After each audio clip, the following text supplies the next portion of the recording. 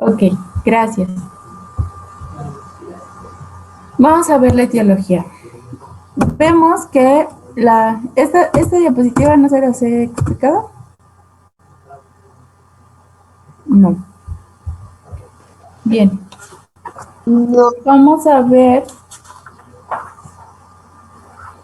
que la etiología más frecuente va a ser la hipertensión pulmonar, ¿vale? Y la hipertensión pulmonar se debe o lo vamos a definir como el aumento de presión en la circulación pulmonar, que puede ser secundaria a muchas causas. Algunas de ellas son hasta causas idiopáticas. Pero tenemos una etapa inicial que esta se debe a que los vasos sanguíneos se contraen y esta contracción de los vasos sanguíneos me va a dar una obstrucción, entonces va a aumentar la presión en el lecho pulmonar, ¿sale? Y vemos que esta hipertensión pulmonar nos conduce a una sobrecarga del ventrículo derecho y por lo tanto nos puede condicionar a la aparición de una insuficiencia cardíaca. ¿Alguien sabe de cuánto es la presión arterial pulmonar media en un estado de reposo?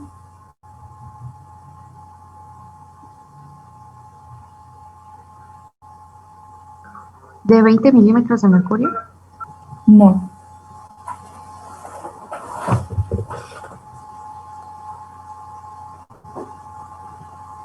De 14 a 16 milímetros de mercurio. No te escuché, perdón. ¿De cuánto? De 14 a 16. No. Ese es cuando hay una oclusión y es menor. Manejamos una presión negativa.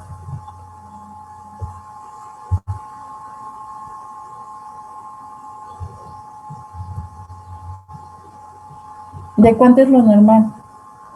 ¿Y cómo lo van a medir?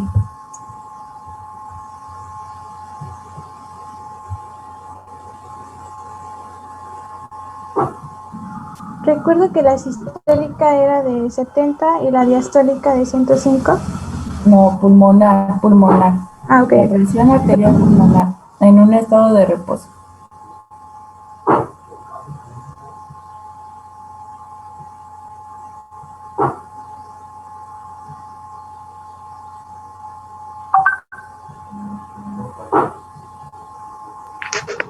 ¿De 6 a 10 milímetros de mercurio? ¿No? ¿Cómo lo van a medir? ¿O cómo se mide la presión de la arteria pulmonar?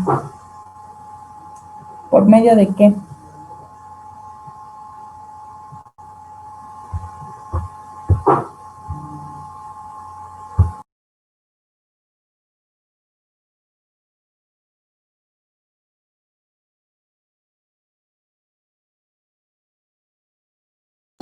¿De milímetros de mercurio?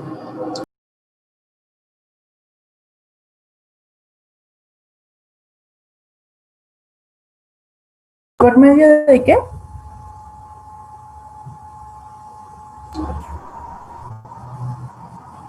Ajá. ¿Y qué te va a evaluar el cateterismo?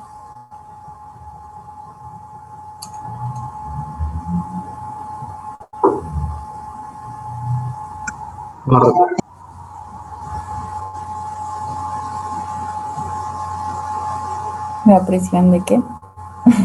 La presión de las arterias pulmonares. Ese es uno. Son 7 factores o 7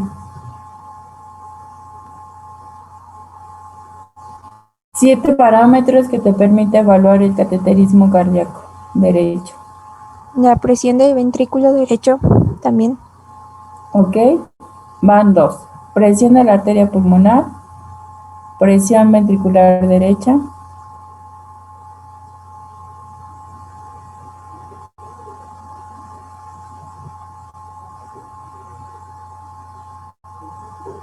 Bueno, ya no me voy a detener más en esto. La presión de la arteria pulmonar media va a ser mayor a 25 milímetros de mercurio en reposo. Y cuando hablamos de una presión de oclusión, tenemos que es negativa y tiende a ser a menos de 15 milímetros de mercurio en la arteria pulmonar. La vamos a medir o cuantificar por medio del cateterismo cardíaco derecho. ¿Cómo se lleva a cabo este cateterismo cardíaco derecho? Se realiza una punción de la vena femoral o de la vena subclavia yugular interna o antecubital. Por medio de estas venas se va a introducir un catéter en la aurícula derecha a través de la válvula tricuspide en el ventrículo derecho y a través de la válvula pulmonar a la arteria pulmonar, ¿va? Nos va a evaluar 7 parámetros muy importantes. Si hablamos, o ustedes me dijeron que va a evaluar la presión ventricular derecha, obviamente tiene que evaluar la presión auricular derecha.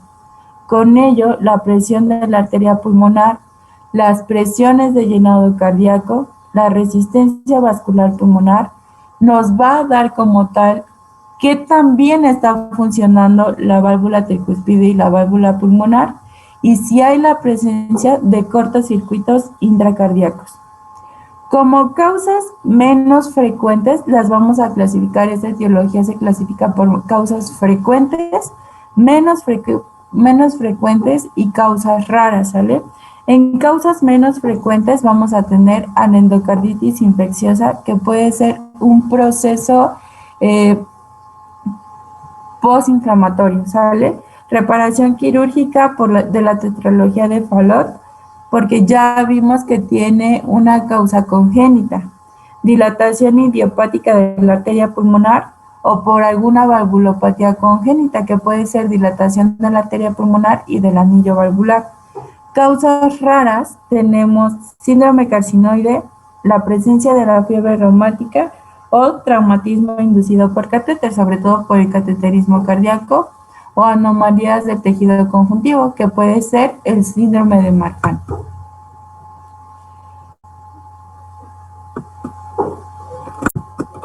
Acuérdense que la insuficiencia pulmonar grave es infrecuente y suele ser secundaria a un defecto congénito aislado que nos va a dar un patrón característico, y este va a ser la dilatación de la arteria pulmonar y un anillo en la válvula pulmonar. También el anillo va a estar dilatado, ¿no? Entonces vamos a tener dilatación del anillo de la válvula pulmonar.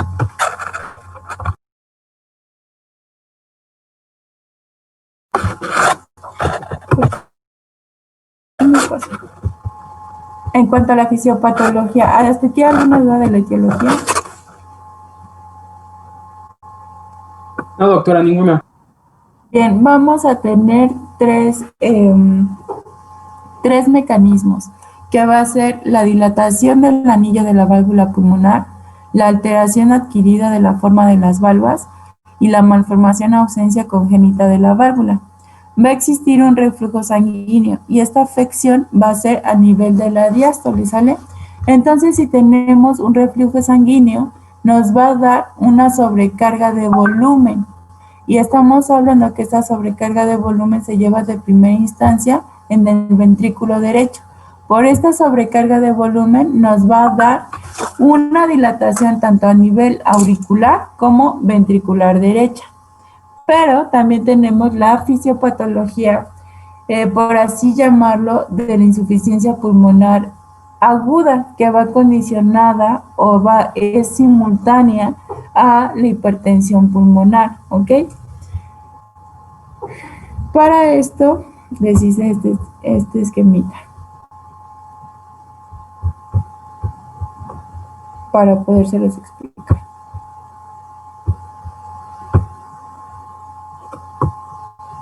¿Ya se proyecta el documento de Word? Sí, doctora. Bien. Vamos a tener dos mecanismos para la insuficiencia pulmonar aguda. El lecho vascular sistémico es de alta resistencia y entendemos que se va a ubicar lejos del ventrículo izquierdo. Entonces, la baja resistencia del lecho vascular pulmonar y la proximidad que tiene al ventrículo derecho nos va a generar un efecto. Y este efecto se va a llamar o denominar válvula símil para el gasto cardíaco pulmonar, ¿sale? Entonces, este efecto nos va a limitar la magnitud de la regurgitación a nivel pulmonar. ¿Qué quiere decir estos dos mecanismos? En pocas palabras, que la energía del ventrículo derecho va a ser suficiente para poder vencer estas bajas resistencias del lecho vascular pulmonar, que se va a ubicar cercanamente y de este modo poder contener de cierta manera o proporción el retroceso del gasto cardíaco, del gasto pulmonar, perdón. Este retroceso del gasto pulmonar nos condiciona a que puede existir una insuficiencia pulmonar importante, súbita, aguda, con una fracción de regurgitación menor al 40%. ¿Qué quiere decir esta fracción de regurgitación menor al 40%? Que nos puede condicionar a la aparición de una insuficiencia cardíaca congestiva, ¿vale? Y tenemos otra determinante de la insuficiencia pulmonar, que va a ser la insuficiencia pulmonar libre. ¿Cómo entendemos esta insuficiencia pulmonar libre? Cuando no existe ningún efecto cuando no existe ningún efecto de la válvula pulmonar que me limite la regurgitación, ¿sale? Entonces tenemos que esta válvula pulmonar no va a estar dañada como tal para abrir o para cerrarse. Entonces va a entrar aquí el término de la circulación de Fontán. ¿Qué quiere decir esto? Que la energía del ventrículo izquierdo, acuérdense que cuando yo les hablaba de la fisiopatología de la insuficiencia pulmonar, por así llamarla, aislada, hay una alteración tanto a nivel del ventrículo derecho, perdón, del ventrículo izquierdo como del ventrículo derecho, ¿no? La afección va a ser simultánea. Aquí va a haber como un mecanismo que me permita que la energía de mi ventrículo izquierdo sea suficiente para poder mantener esta circulación pulmonar y finalmente el volumen que hay del lecho vascular y del ventrículo derecho me van a limitar o delimitar o me van a condicionar la magnitud de esta insuficiencia pulmonar. Y tenemos factores determinantes para la aparición de esta insuficiencia pulmonar libre, como cuáles van a ser los parches transalunares amplios y la presencia de una estenosis pulmonar distal residual. Hablábamos que esta insuficiencia pulmonar de primera instancia tiende a ser una valvulopatía secundaria a una primaria, ¿no? Entonces, si tenemos la estenosis pulmonar distal residual, tiende a aparecer una insuficiencia pulmonar libre. Esta insuficiencia pulmonar libre nos va a dar también una fracción regurgitante en torno al 40%. Quiere decir que esta fracción está disminuida en mis pacientes, ¿no? Entonces el gasto cardíaco y el gasto pulmonar tienden a verse disminuido, ¿va? ¿Dudas de la fisiopatología?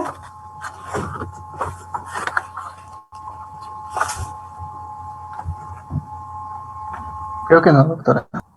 Bueno, entonces, hablando del mecanismo fisiopatológico, si ya se comprendió esto, vamos a ver que nos va a condicionar la aparición del cuadro clínico en mis pacientes, ¿no? Casi siempre la aparición clínica es asintomática. ¿Por qué creen que es asintomática? No puedo preguntar.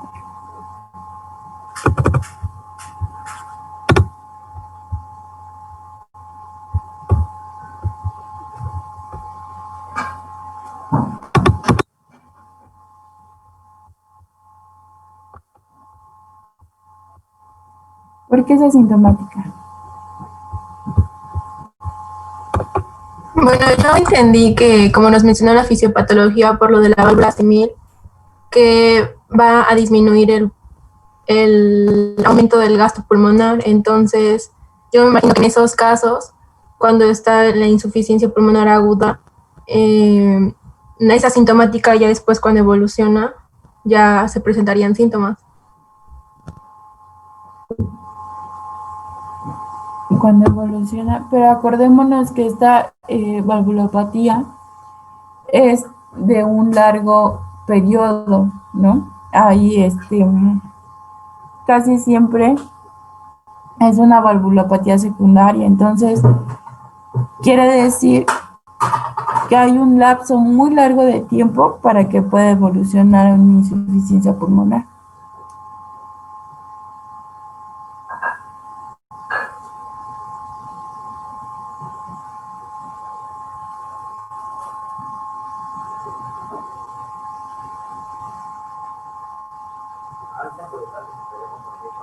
¿Por qué es asintomática? ¿O quiere decir que en todos los pacientes es asintomática?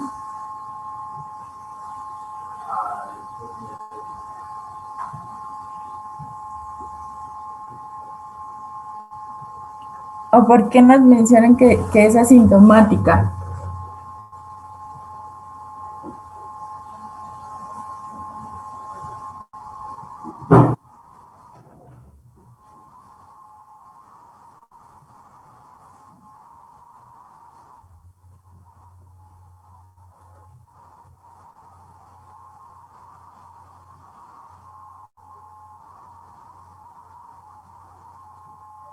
Exactamente, porque casi siempre mis pacientes reflejan o manifiestan síntomas signos y síntomas de una insuficiencia cardíaca, ¿no? Que va a ser inducida por la disfunción del ventrículo derecho. ¿Y cuáles son estos síntomas que reflejan mis pacientes? Edema de los tobillos, hablamos síntomas anterógrados de bajo gasto y de congestión sistémica, que va a ser edema de los tobillos y fatiga por la disminución del gasto cardíaco, la disminución de la saturación de oxígeno, plenitud abdominal o en el cuello, congestión a nivel hepático, que casi siempre se manifiesta por dolor en el cuadrante superior derecho del abdomen, congestión gástrica intestinal, que nos refleja en mis pacientes saciedad temprana, anorexia y distensión abdominal. Y hay síntomas menos específicos de esta insuficiencia cardíaca derecha, que puede ser frialdad en miembros inferiores, mareos posturales igualmente por la caída o descenso del gasto cardíaco, nicturia o liguria diurna. En pacientes que tengan una insuficiencia biventricular grave, casi siempre hay aumento del catabolismo por mayor producción de citocinas en los músculos esqueléticos, ¿sale? Entonces es importante vigilar en estos pacientes que no lleguen o no terminen en un estado de caquexia cardíaca. Para pacientes que son adultos mayores, esta es como la presentación típica. Hay una presentación atípica. Recordemos que estas valvulopatías son o se presentan de manera importante en mi población más vulnerable, van a ser los adultos mayores. Ellos tienen una presentación atípica generalmente, que se compone, ¿por qué se dice atípico? Porque la mayoría de las valvulopatías o la mayoría de las cardiopatías presentan estos síntomas y signos, que va a ser por el descenso del gasto cardíaco, ¿sale? Que va a ser la confusión, delirio,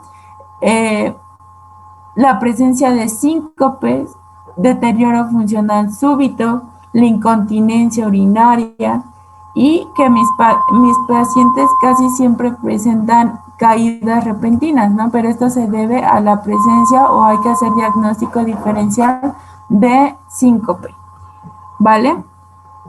Y tenemos soplos. Estos soplos o este soplo tiende a ser de intensidad disminuida, pero cuando tenemos una hipertensión pulmonar, esta intensidad tiende a aumentarse. Sin embargo, como yo les comenté, en la fisiopatología puede ser aunada a la hipertensión pulmonar y a la hipertrofia del ventrículo derecho como mecanismo compensador, o puede ser totalmente aislada por una falla que va por una falla o por un flujo anormal de sangre que va desde la arteria pulmonar al ventrículo derecho en la fase diastólica, y esto es por una falla a nivel de la válvula pulmonar, ¿no? Entonces, cuando tenemos la presencia de una hipertensión pulmonar y de una hipertrofia del ventrículo derecho, ¿cómo creen que sean estos signos o esta exploración física en mis pacientes?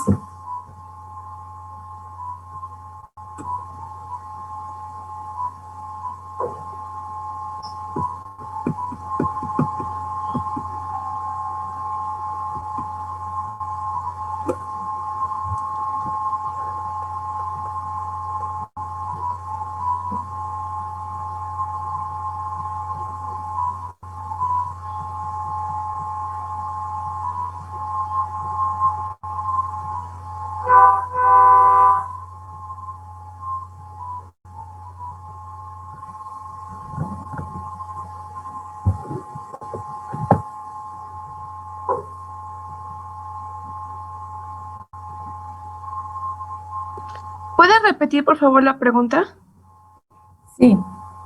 Cuando tenemos la presencia de hipertensión pulmonar y la hipertrofia del ventrículo derecho, ¿cómo creen que se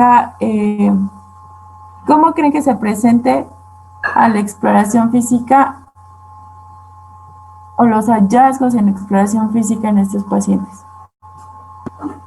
Principalmente disnea, ¿no? No, estamos hablando de soplos. Ah. La disnea es por la presencia tanto de la hipertensión pulmonar como por la disminución del gasto cardíaco, ¿no? La disminución de la saturación de oxígeno.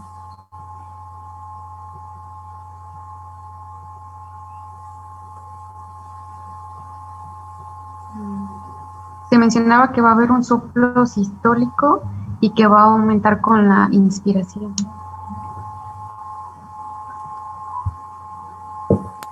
¿No es un soplo mesosistólico?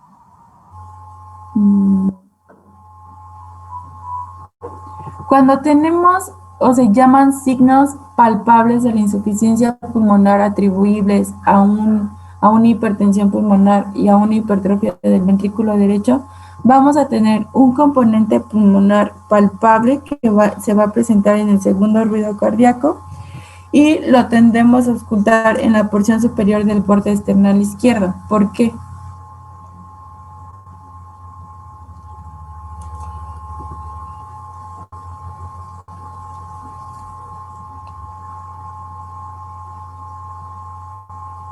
Por el mismo incremento del ventrículo, bueno, por la hipertrofia, perdón. ¿En dónde está el foco